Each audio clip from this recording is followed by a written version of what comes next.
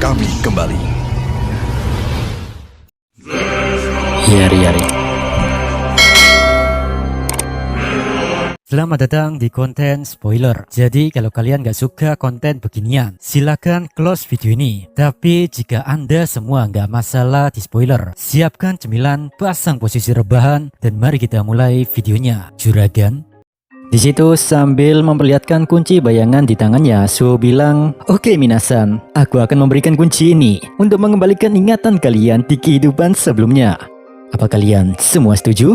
Tertarik dengan usulan Suho, ketua kuil White Tiger mendekat dengan raut wajah yang sangat antusias.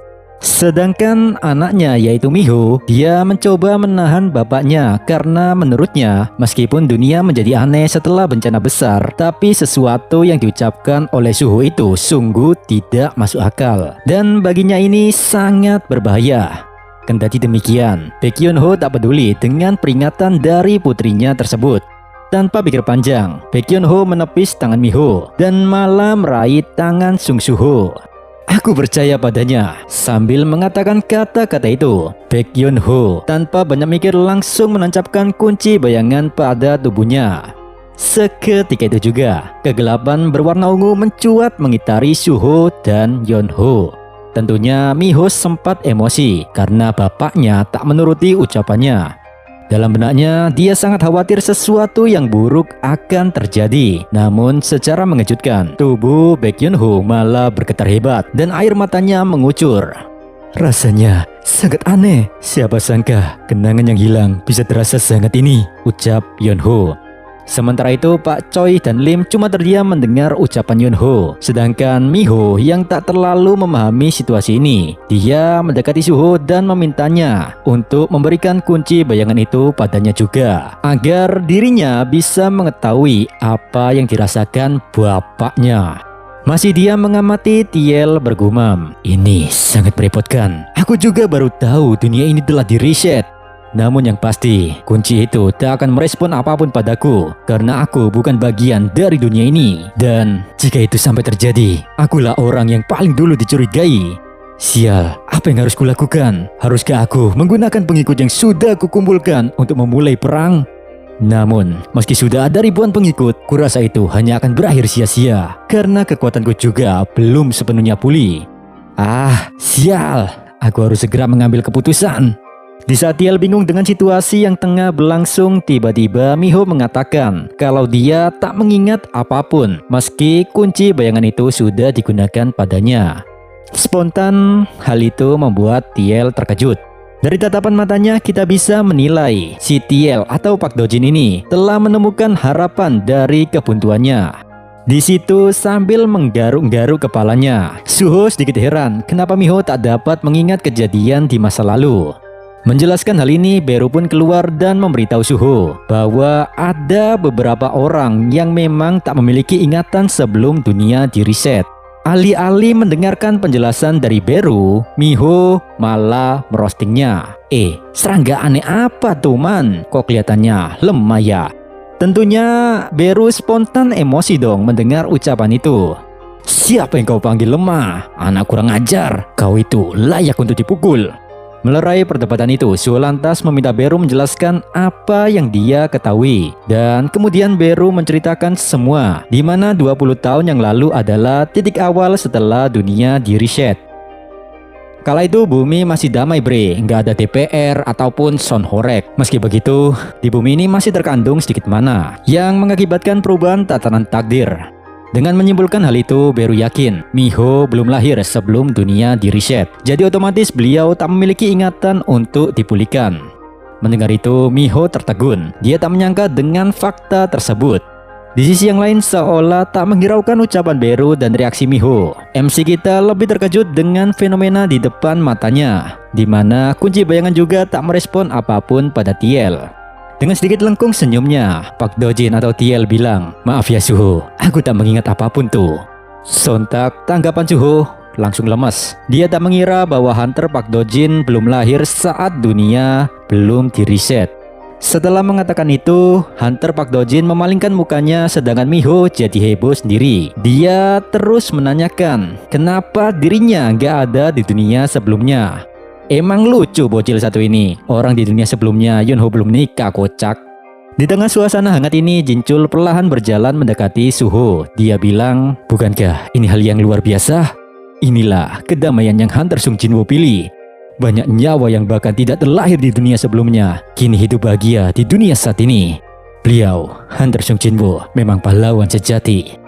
Sejenak Suho menatap semua orang dan muncul perasaan tanggung jawab dalam jiwanya untuk menjaga keutuhan kedamaian yang papanya ciptakan. Demi hal itu, MC kita memutuskan untuk menjaga kedamaian ini selama mungkin. Dengan sorot mata tajam, Suho mengatakan, Minasan, jika utusan Itarim masih berkeliaran bebas di dunia ini, maka bumi ini masih belum sepenuhnya merdeka. Jadi Minasan, pinjamkan kekuatan kalian. Keteguhan dari tekad Suho ini membuat para hunter tak bisa mengabaikan perasaan kuat tersebut. Lantas setelah itu Suho pun menjelaskan rencananya. Yang pertama, dia ingin secepatnya menjadi kuat agar bisa bertarung di sisi papanya. Maka dari itu Suho ingin meminta bantuan mereka. Yang kedua, Suho berniat mengumpulkan para hunter yang mau bertarung untuk melawan musuh mereka yang sebenarnya. Ya intinya Suho pengen menyatukan semua kekuatan dari seluruh dunia. Lalu yang ketiga, menghabisi utusan Itarim dari dunia ini. Setelah ketiga rencana itu beres, Suho akan menyusul papanya yang sedang bertarung sendirian. Selang beberapa jam setelah kekacauan ini, di sebuah stasiun televisi, seorang presenter wanita melaporkan bahwa insiden pelarian penjahat dari kota Jisan yang sempat mengguncang seluruh negeri kini hampir usai. Hanya 1% dari buronan yang belum diidentifikasi. Berkat respon cepat dari Asosiasi Hunter, insiden ini dapat dinetralkan dengan sangat cepat. Selain itu, para warga sipil di TKP bersaksi, andaikan tidak ada makhluk bayangan berbentuk manusia, maka kerusakan yang diterima pasti jauh lebih besar. Dilaporkan juga bahwa manusia bayangan itu adalah skill dari seorang hunter, dan telah dikonfirmasi bahwa pemilik skill tersebut adalah Hunter Rank E, yakni Mr. Sung Suho. Presenter itu juga mengatakan bahwa sebelum para hunter kuat datang, sudah ada Hunter Sung Suho yang tiba di TKP membantu warga sipil. Dalam krisis itu pula beliau mengalami kebangkitan ulang, dan dengan kekuatan baru itu, Hunter Sung berhasil menyelamatkan banyak nyawa. Penyiar berita itu menegaskan bahwa hari ini adalah kelahiran sang pahlawan di tengah kekacauan. Di saat berita itu disiarkan di sebuah restoran Bo Inem, ada adiknya Dongsu yaitu Dongsu. Di situ dengan ekspresi penuh kemarahan dia menyebut satu nama, Sung Suho, kurang ajar kau, awas saja nanti kau bajingan. Sementara itu kini Suho dan para hunter Rank S sudah berada di kantor asosiasi.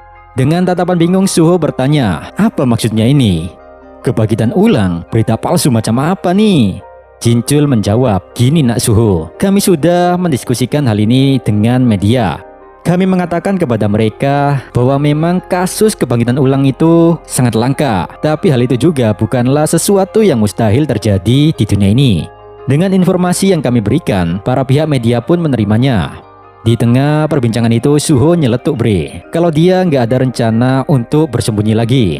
Mendengar itu Pak Choi menghela nafas panjang, karena beliau sudah mengetahui jalan pikiran Suho.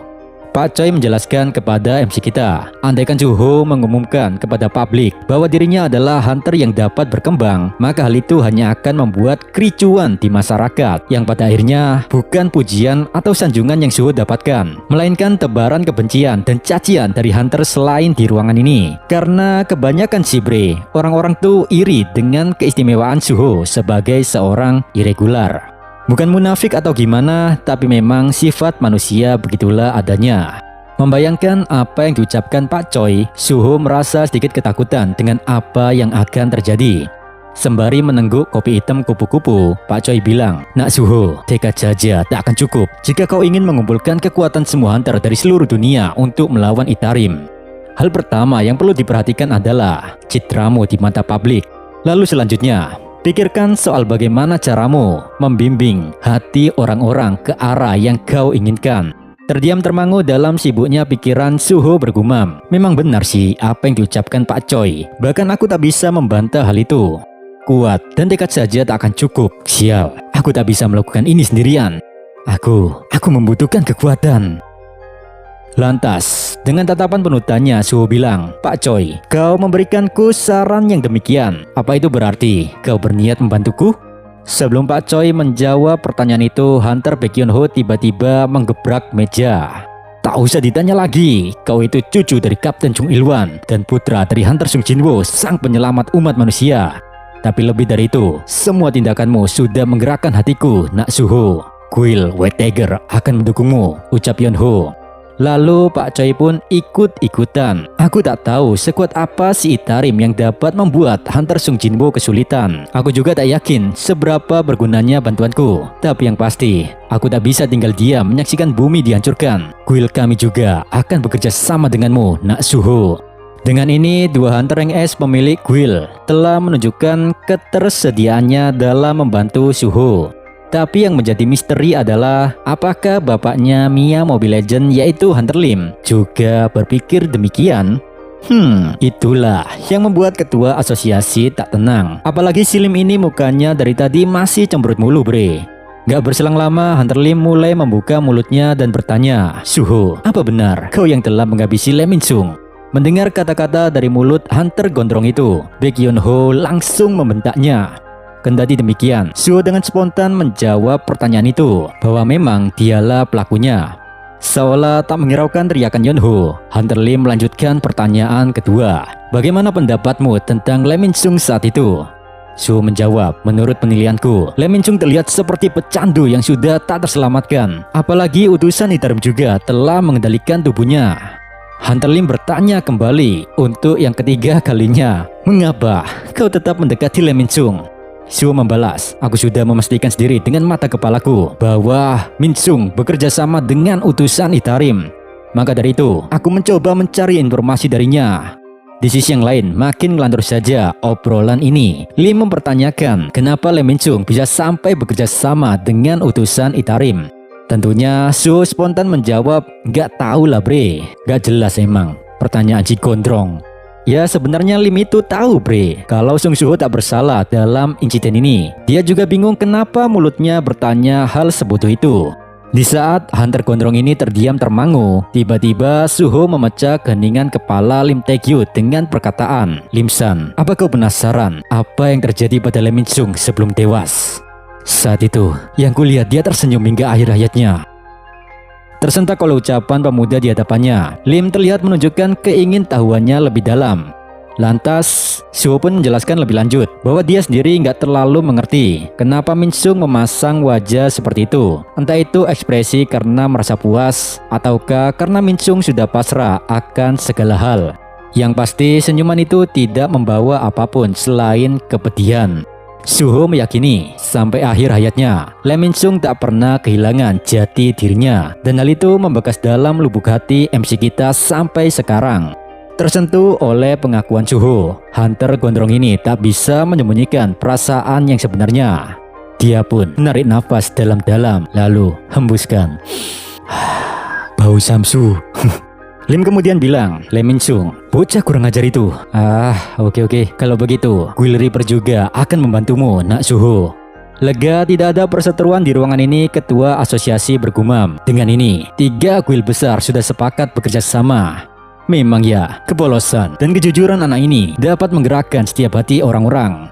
Meski Suho bukanlah Hunter SJW, tapi beliau memiliki karisma yang seolah-olah membuat kami ingin mengikutinya. Suatu hari di medan tempur, di mana Hunter Sung Jin-woo berada nanti, aku penasaran jadi sekuat apa anak ini. Di sela ketenangan itu, Suho berdehem dan memberitahu rencananya. Ya, seperti itulah demnya. Namun di sini kocaknya nggak dijelasin apa-apa tentang keinginan MC kita. Tapi yang pasti, semua Hunter Rank S dan ketua asosiasi sampai shock mendengarnya. Jadi bang, apa sebenarnya rencana Suho kali ini? Di sesi ini emang masih belum dijelaskan. Biasalah, emang Prikitiu yang bikin nih manga. Dia sengaja bikin kita penasarin. Maka dari itu saya himbau nakama-nakama semua untuk bersabar, karena setelah ini ada penjelasannya. Kita ikutin aja plot twist dari autornya. Awo.